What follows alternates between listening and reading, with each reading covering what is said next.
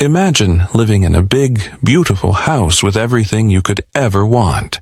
Cool gadgets, tasty food, and fancy toys. But feeling completely alone. That was Jenny's life. Her mom was always traveling, trusting the people at home to take care of her. But what happens when the people you trust the most turn out to be the ones who hurt you? This is the heartbreaking story of a little girl, a terrible secret, and the fight for justice that no one saw coming. Sandra's life had always been a whirlwind. Meetings, flights, and late-night phone calls filled her days, leaving little time for moments of reflection. Each trip she took was another opportunity to expand her business empire, and she carried the weight of her success with pride. But as the world applauded her achievements, Sandra failed to notice the most important thing slipping away: her connection with Jenny. Jenny, just 10 years old, had grown used to watching her mother's car drive away, the sound of the tires fading into the distance. It wasn't that she didn't love her mother. She did, deeply. But Sandra always felt so far away, even when she was home. Jenny would sit at the dining table, listening to her mother's hurried conversations on the phone, her face hopeful as she waited for Sandra to notice her. "Mom," she would say softly, tugging at her mother's sleeve. "Can we go to the park this weekend?" Sandra would smile distractedly. "Jenny, I promise we'll do something fun soon. I just have to finish this project, okay? You understand, don't you?" Jenny would nod, though she didn't understand. How could she? All she wanted was time with her mother. Time to talk, to laugh, to feel like she mattered. Instead, Sandra bought her gifts, as if a shiny new toy or gadget could replace the warmth of her presence. As the months passed, Jenny's loneliness deepened. With her nanny, Titi, busy chatting with friends or scrolling through her phone, and the family chef Emma focused on his cooking, Jenny had no one to talk to. She turned to the only thing that seemed to listen: the internet. At first, the internet was just a place for Jenny to play games and watch videos. But, as she explored further, she discovered social media and chat rooms. Curious about the lives of the older kids she saw online, Jenny began creating profiles and pretending to be 15. She uploaded pictures, some taken with her mother's phone, and chatted with strangers who complimented her looks and made her feel special. Jenny didn't know the dangers lurking behind those friendly messages.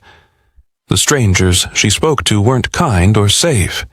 They were predators, taking advantage of her innocence. But in her loneliness, Jenny didn't see the warning signs. All she felt was a sense of belonging, something she had craved for so long. One afternoon, while Titi was out running errands, Jenny locked her bedroom door and started a video chat with one of her online friends. He encouraged her to show more of herself, telling her she was beautiful and mature for her age. Jenny, desperate for approval, hesitated, but eventually did as he asked. She didn't hear the footsteps approaching her door. Emma, carrying a tray of food, knocked lightly before pushing the door open. His eyes widened as he took in the scene before him. Jenny, half-dressed, sitting in front of her laptop. The tray clattered to the floor. "Jenny!" he shouted, his voice sharp with shock. "What are you doing?" Jenny scrambled to cover herself, her heart pounding with fear. I didn't mean to. Please don't tell Mom." Emma's expression shifted from anger to something colder, something calculating. He stepped into the room and closed the door behind him. "You're lucky it's me who found you and not your mother. Do you have any idea how much trouble you'd be in?" Jenny shook her head, tears streaming down her cheeks. "I promise I won't do it again. Just please don't tell her." Emma crossed his arms, his voice low and stern. You've put yourself in a very bad situation, Jenny.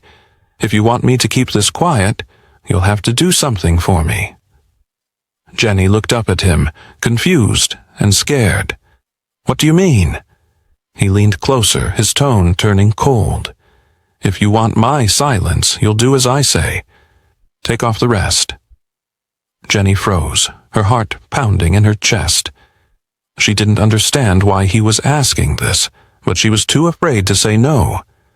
Desperate to keep her secret safe, she obeyed. From that day on, Jenny's life changed forever. Emma's threats kept her silent, and his visits to her room became more frequent. Each time, he reminded her that her mother would blame her if the truth came out. "She'll think you're a bad girl," he whispered, his voice dripping with menace. "You don't want her to hate you, do you?"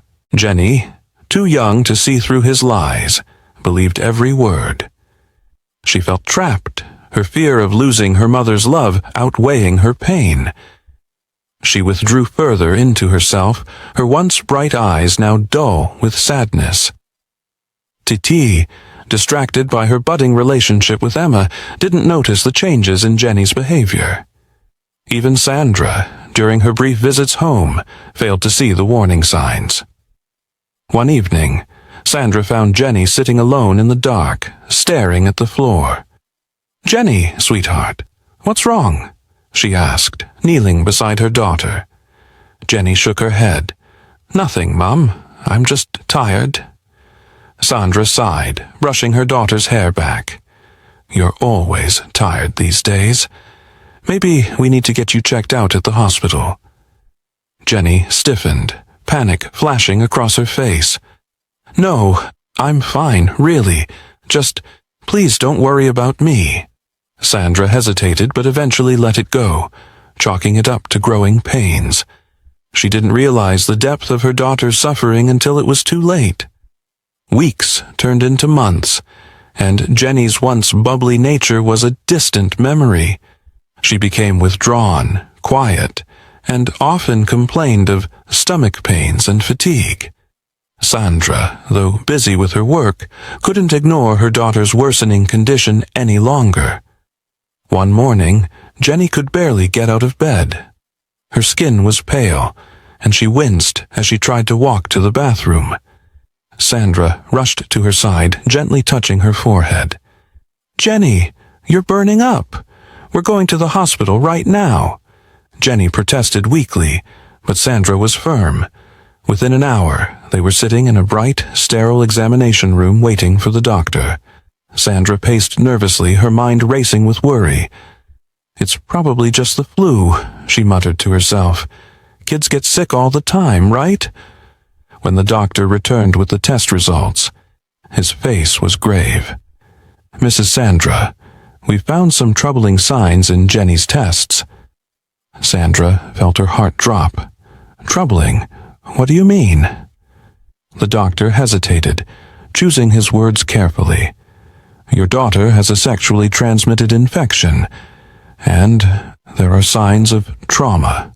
For a moment, Sandra couldn't process the words. They sounded foreign, impossible. She stared at the doctor, her mouth opening and closing like a fish out of water. "That can't be true," she whispered. "She's only 10. There must be some mistake." The doctor's expression didn't waver. "I'm afraid there's no mistake. Someone has been abusing your daughter." Sandra turned to Jenny, who sat silently on the examination table, her hands clutching the edge so tightly that her knuckles were white. "Jenny," Sandra said, her voice shaking, "what's he talking about? Who did this to you?" Jenny's eyes filled with tears, but she didn't speak. Sandra knelt in front of her, holding her hands. "Baby, please, you have to tell me. I'll protect you, I promise." After a long silence, Jenny finally whispered, "It was Emma." Sandra felt as though the air had been knocked out of her lungs. Emma? The man she had trusted to cook their meals, to watch over her daughter. Rage and guilt flooded her body, leaving her trembling. "How long?" she managed to ask. Jenny wiped her tears with the back of her hand. Since that day he found me on the video call. He said he wouldn't tell you if I did what he wanted." Sandra's heart broke into pieces as Jenny continued, her voice cracking with emotion. "He said you'd hate me if you found out. I was so scared, Mum." Sandra pulled her daughter into her arms, holding her tightly. "Oh, Jenny," she whispered, tears streaming down her face. "I could never hate you. This is not your fault. None of it is your fault." The moment they left the hospital, Sandra called the police. She wanted Emma arrested immediately, but when they arrived at the house, they found it empty. Emma had vanished. The police began their investigation, but Sandra wasn't content to sit back and wait. She hired private investigators, plastered Emma's face on posters, and alerted the media. "This man is a monster," she told reporters, her voice filled with anger and determination. "He hurt my daughter, and I won't stop until he's behind bars." Jenny, meanwhile, was struggling to recover from her trauma. She began therapy sessions, where she slowly started to open up about her experiences. But the pain wasn't just emotional. Her physical health continued to decline, and another round of tests revealed the devastating news. Jenny had contracted HIV. When Sandra heard the diagnosis, she broke down in the middle of the hospital corridor. She leaned against the wall, sobbing uncontrollably. "This is my fault," she whispered to herself. "I should have been there. I should have protected her." Her sister, who had come to support her, placed a hand on her shoulder. "Sandra, blaming yourself won't help Jenny.